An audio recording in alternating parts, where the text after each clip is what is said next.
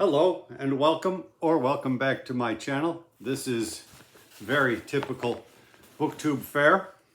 My partner is always telling me to get rid of books. We don't have room for the books. Then today she said, oh, somebody just posted on Facebook that they've put out a whole bunch of books just across from the playground. And I saw the photo. Yep, there was a box of books. Anybody can take what they want for free. So I grabbed what seemed possible. There was stuff that David Sedaris, a whole lot of books by him. I'm not interested that much in David Sedaris. Maybe I should be.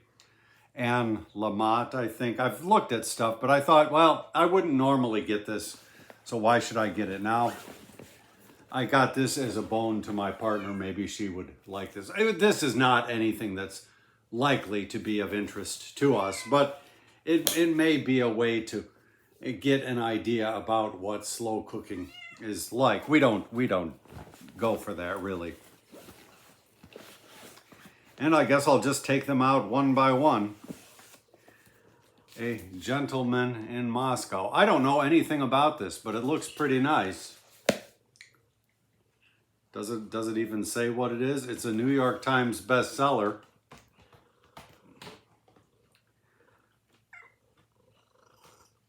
He is a master of absorbing sophisticated fiction.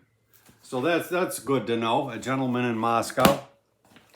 I'm just trying to get to read what I have even. In Cold Blood. I've thought about, I think I have a novella by this author. And I have, come on, don't do that. Some stuff inside. I don't think I will keep that. And I'm not sure that I will read this. The novella by this author is something that I'm more likely to tackle, but some booktuber really has spoken highly of this author. I think it may be at the Mayberry Book Club, but I can't remember. It's been so long.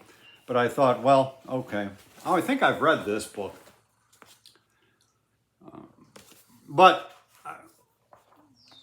I thought I should have it on hand to take another look at. If I decide I don't need it, I will toss it. I think I've read it, though.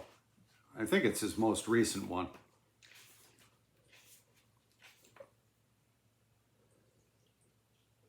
Yeah. Son, last Sunday, the host of a popular news show asked me what it meant to lose my body.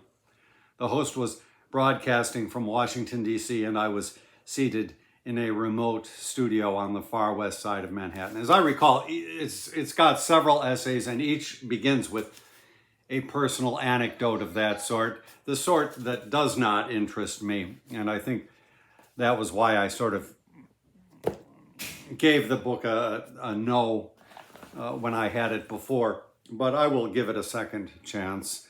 I admire Ta-Nehisi Coates as a public figure, a public intellectual, boundlessly. There are no bounds on my admiration for the man. As a writer, I've tried most everything he wrote. In fact, I think his novel was there in the box. His writing has never caught on for me. I have no idea what this was about, but it's one of those things. Routledge is a good company. It's there. You've got a small window, so I grabbed it.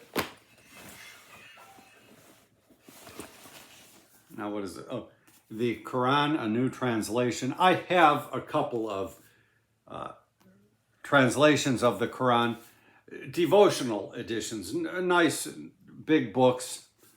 I don't really expect to revisit the Quran, but it might be nice to have this on hand so that if I need to look something up, I can dip in here. And besides, it must have some more current introductory material that I would like. So I've always wanted to get the Penguin edition where they spell Quran Koran.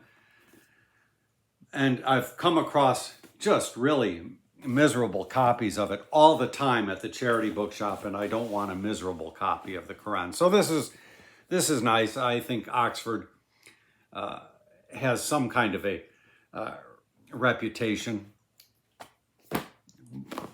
Not on my immediate TBR, to be sure. I thought, well, maybe just a little something handy by Aristotle. Of course, I have everything by Aristotle and have read very little of it. But what the heck?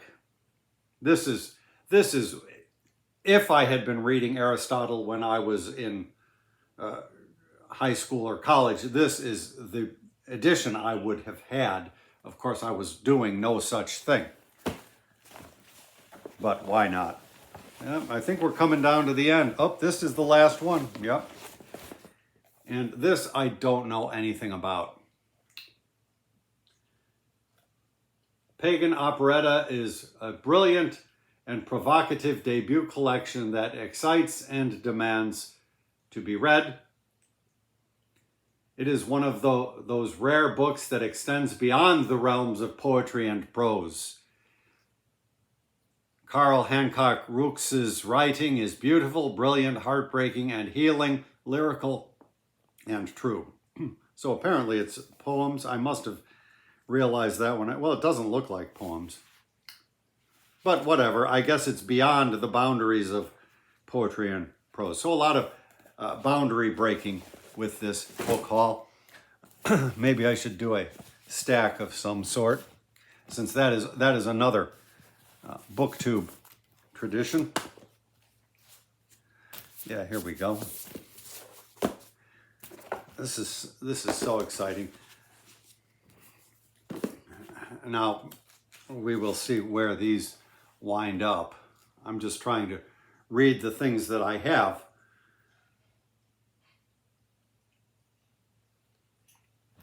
Thank you for stopping by.